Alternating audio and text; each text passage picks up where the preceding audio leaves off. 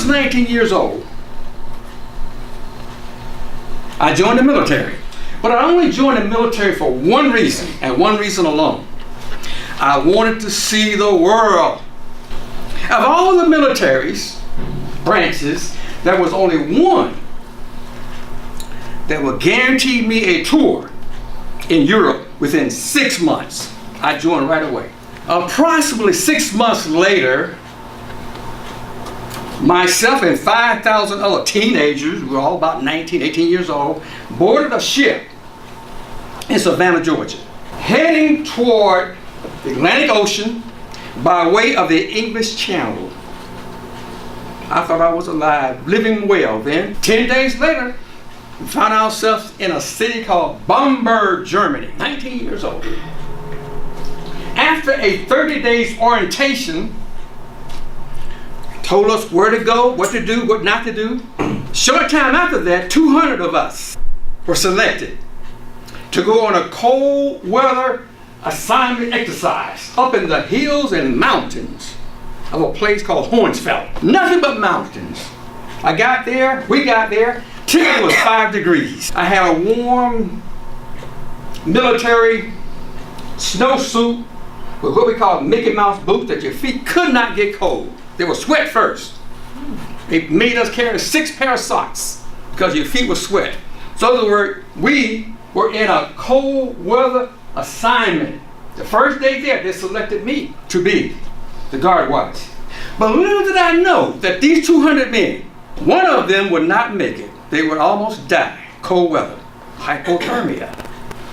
And that person was me. I came close to dying. I sat in a foxhole covered with snow. I moved the snow away so I could sit down. And in front of me was the most beautiful scenery I've ever seen. There were tall mountains at a distance that the peaks seemed to go up in the clouds. Snow covered everything. The trees, the mountains, the grass. Never saw so much snow in my life, but it was the most awesome scenery I've ever seen. It was a full moon. And the light from the moon shined through all these trees covered with snow, and it made such a sparkling display, a glittering display. It seemed like the leaves were just glittering. And I sat there and I watched that. I watched it for hours because my time was 0400 in the morning to 0600 in the morning, and I watched this until I became sleepy. And I would shake my head every now and then because I was watching 200 men. I had a loaded weapon just in case someone came into the camp. It was a foreigner. I was supposed to unload this thing I had in my hand. So I sat there and I was trying to, I should have stood up, but I didn't. Before I knew it, I'm somewhere else. That's all I remember. I was completely out of it. I had fallen asleep on my back, and I heard voices. The voices were trying to wake me up, and I wanted to tell them that I was okay. But my mind was confused. I wasn't okay. I was not okay. But I couldn't talk, my body, I couldn't move anything. I heard a voice say, run to the mess section and bring back a container of coffee. The doctor told me later on that my core body temperature had dropped from 98.6 down to 71. I wasn't okay. I was dying. And that experience changed my life. When they poured the coffee down my throat, my body began to revive itself from the inside. I was warming up. I could open my eyes, but before I couldn't. That temperature caused my physical body to shut down. I was trying before, but my eyes couldn't. But when they poured the water down my throat, I was able to open my eyes. And before me, I saw 10 people who looked horrifying, terrifying. When I looked at them, because they thought I was dead. I stood up and they still looked at me like I was a ghost. In conclusion, this is what has happened to me and what I learned from that situation, that near-death situation. I learned that there's a thin line between life and death. Yeah. And life is short. And I learned never to be afraid of death. I'm not afraid of death anymore. And I learned to be bold. And I learned there was 2 things specifically that I must do with this purpose that God has given me. Number 1. The lives of black people on this earth is upside down. We're at the bottom economically speaking of every data research I've done for the last 3 years. And they don't know what to do about it. And the leaders don't know what to do about it. And the second thing is this. If you talk to 100 people on the busiest corner in Atlanta, I believe it would be 5 Point, and you ask 100 people what is their true nationality, none of them would know it. Maybe one. We're not Afro-Americans. We're not Negroes. Those were made up in 1619 by who? European slave owners. And we kept that title. But I didn't. You call me Negro or black, or you call me Negro or African American, I won't answer you. I have to teach what our true nationality is. Only a few. But everybody I talk to, they either say Afro-American or they say Negro. I say wrong. Sophism. That's the name for that. Sophism. Sophism be something that we've been labeled with. Sounds good, but it's false. Sophism. Never forget that. Sophism. We don't want to take a label that someone put on us and wear it. Because we become, I believe, to a certain extent, of what we're labeled as. As a man thinketh, so is he. Later on, I will tell you what I think you are. And it's not from me, it's from Scripture. That's the only truth. Mr. Toastmaster, I'll shake my own hand. I'm finished. He's the one going to join. He's already in the club. Give a hand. I just want to say that y'all did very well. Like everything y'all touched on, it kind of like really motivated me seriously. And I'm glad that you brought that up with the identity. A lot of black people don't know their identity. They've been lost for so many years. You can approach another black man and be like, hey, what's your ethnicity? I don't know, I'm black, African American. Most of them, respond like that. Or some actually believe that they're Indians and the true Japanese ninjas, and you hear all kind of stuff like that. Some actually believe that they're, Asians and Israelites, the Hebrew Israelites. Truth is, we actually are Jews, like the real lost Hebrew Jews. And my mother, she's actually a Jew by blood, like a Yiddish Jew.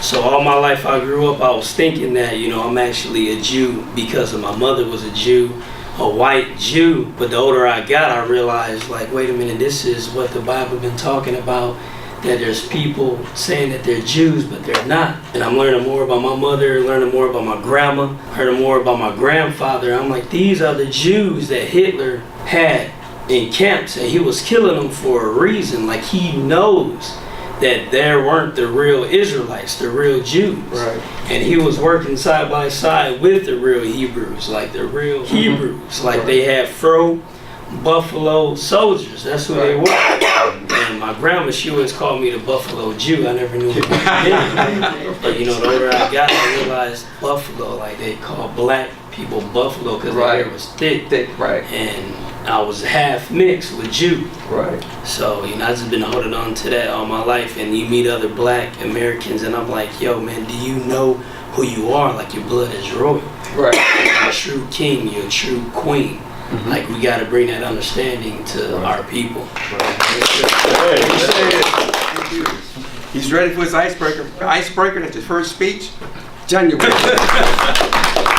I like the whole thing about relationship with God instead of religion. I'm on the same path as that. I hate religion. I feel like religion traps people, puts them on the wrong path, wrong direction, thinking that it's the truth about something, but it's not, so they live it. It's like what the Bible says, the traditions of man makes the word of God of non-effect. What is that really? It's the religious traditions that people set in place. Be like, that's the truth. Right. There's a whole lot of lies in the body of Christ. Mm-hmm. I can't stand it. I'm mad at it actually. Okay. Because I feel like I've followed it for so long, trying to seek God, but I'm doing it in a false way, in a religious way, instead of actually a true way. I call myself a seeker of truth now. Okay. Mm-hmm. That's what I'm looking for, truth. I found out that that's God. He is the way, the truth, and the life, right? Exactly. That's right. Jesus is the word, right? Right. And if he's the word, he is the truth. Right. So when you find truth, you find in God, and you're becoming more like him because you're knowing the truth and you're developing yourself in the truth, and now you're walking it out, learning how to pray in the right way. Mm-hmm. What's the true way of praying? Mm-hmm. Jesus taught about it, don't be all saying traditional things and all this kind of stuff. And I was looking through the Bible a whole lot about it. And it just talks about really a crying out. You gotta learn how to cry out to God. Yeah. I mean, really, for real, crying to him. I'm crying. Right. I want you to hear me, Lord. I'm seeking. He He wants that. It's a fervent heart. That's what it said. It's a fervent heart. It's effectual, fervent. You know the word, right? Yes. The prayers of the effectual, fervent prayers of Availeth much. You got to have a just dogmaticness about yourself. You know, the lowly God looks at. Right. I like what he was saying about hope, right?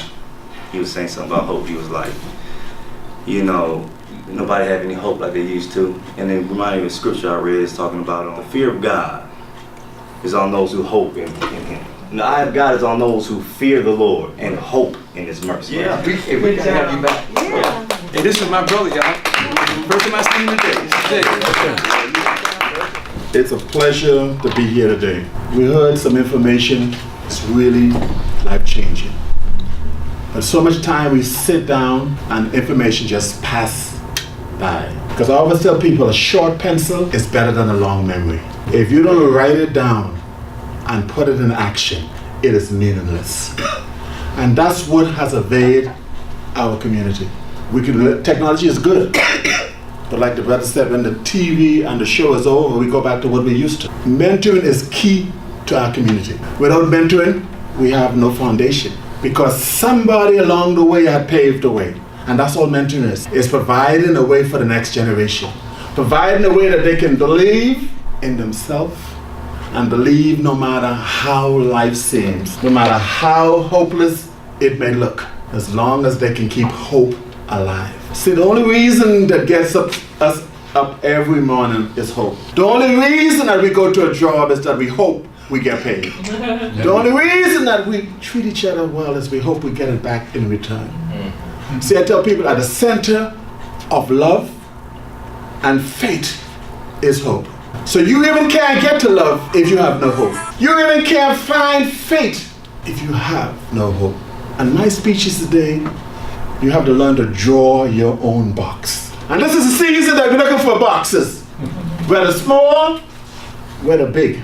And those boxes depends on what you put into it. The only reason that limits your box is the faith that you have in it. And the reason that you cannot go beyond your faith is when you become the end of yourself. That's when Christ steps in. But when we rely on ourselves, it's something about the human mind. God has made this mind invincible. But the same mind that is invincible become our bondage. Because if we can't believe it, no matter what we say in here, until you put it in action, is meaningless. And that's what has become in our community. There's enough knowledge, there's enough information in this room to open up a library, to open up everything. The only reason is a faith problem. See the difference between faith and belief? Faith is like pregnancy. You can't be a little pregnant. You either have it or you don't. It's our belief is the problem. When the young man cried out to Jesus and said, Jesus, I'll heal your son. He said, help my unbelief. Because that's the problem. I believe you can do this, Lord. But in the back of my mind, that the unbelief, that inability to see that mentoring is here for our children, but that little twink in our mind. See, if we don't resolve the mind problem, the heart can't even understand. See, we are human beings. God made us in his own image and likeness. We think, we feel, and we act. And when our feeling is dead, we go from thinking right to action. But God has said that our biggest problem is our heart. Because no matter how much is given to you, if you don't have the appreciation to know that the only person limit you is you. It don't mean that you're not going to have circumstances. I'm here tonight, not by accident. I refuse to let the circumstances around me dictate where I'll be. Last night I was on the highway because my tire blew out. But I didn't get bitter, I got better. When we can turn our circumstances around and say, thank you, Lord. See what God is asking. Thank him in your voice state. Because you thank him when things are not going like you deserve. When you can thank him when you don't deserve somebody treating you mean. See, we are human. We are revengeful. See, I tell people I went back to counseling to put Christ back in counseling. And the biggest thing I have to deal with people, I tell them, there is no good people. We are bad people who do some good things. If you don't realize that, if you don't get what you want in life, see how good you are.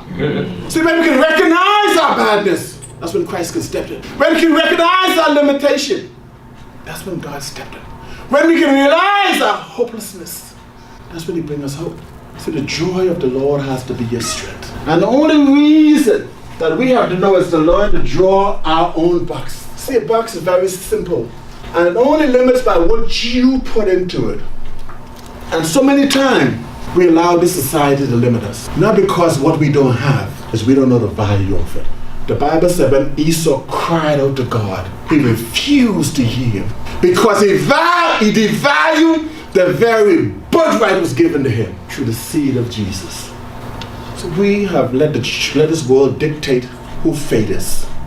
See, I tell people I don't believe in religion. I believe in a relationship. Because a relationship is how you grow, how you make mistakes, how you learn from what is going on. See, religion is dogmatic.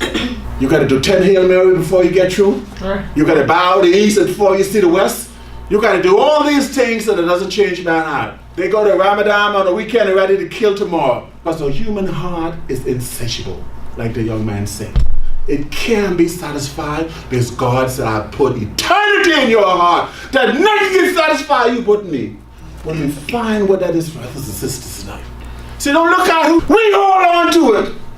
It's to give it to somebody else. Because when I tell you my story, you get up and run and say, boy, hallelujah, thank you I'm not his life. I thought I had it bad.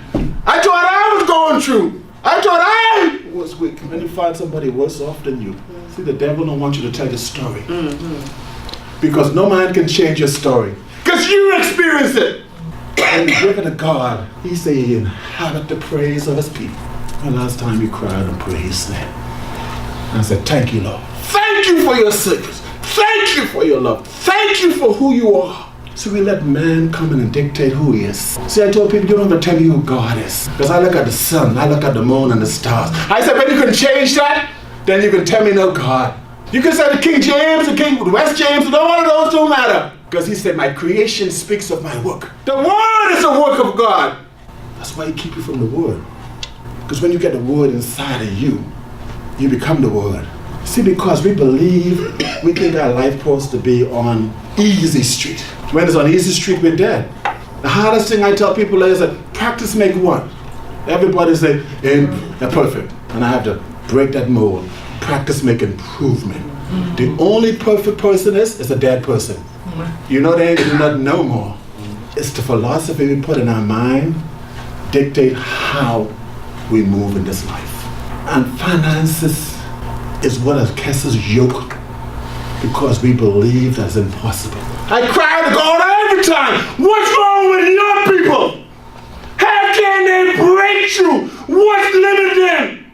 You say they don't believe, they don't have the faith because they've been beat down. Instead of they believe and work. So the hardest thing for our community is connection. See, we have not gotten over slavery because they have devalued it. Healing. Until America get on its knees and heal for the pain that is caused. You can cover up something, brothers and sisters. But only God can change it when he let it go. And the reason that he has given, this is the time for Christmas. You're going to feel it in the air. It's the 14. 11 more days. And we've been looking, surfing through our boxes. And once that's over, business as usual. God is trying to get you to another level. Because the box you create tonight is the box that will take you to the rest of your life. See, I tell people, everybody is going one per box. So why wait to the end when you can create your own box now? So you have to ask yourself tonight, what stop you from drawing the box beyond? See, I tell you, if you can see it, you don't need God. If you can do it by yourself, you don't need God. Your vision, your hope has to be bigger than you. And when you tell the world that, they'll say, no, it's impossible. But I heard a man who made the impossible possible. I heard a man who made everything that we need as simple. You see why mankind in this time who crisis is too simple? That a child can understand it, but it's not easy. Because you got to die to what you know. You got to die to what you believe. You got to die to what other people have poured in you. See, our biggest problem is that we never break our past relationship with our parents. Our environment is so deadly to who we are today. Until we deal with that, we will always be limited by them. And you've heard 3 dynamic messages tonight. Mentoring, taking action. Finances, is laying down where you are. And the box you create tonight will be the box that you live in for the rest of your life. People, the message is simple. When the message gets to your heart, you know what the mind say? It's impossible. It's not going to work. That's when you put the heart in check. It was never about me. It was always about him. Thank you. Please stay tuned for another episode of Airplane Mode. And don't forget to subscribe, Airplane Mode. Oh yeah, and please leave your comments below. Don't text my phone with your comments. Leave it on my page.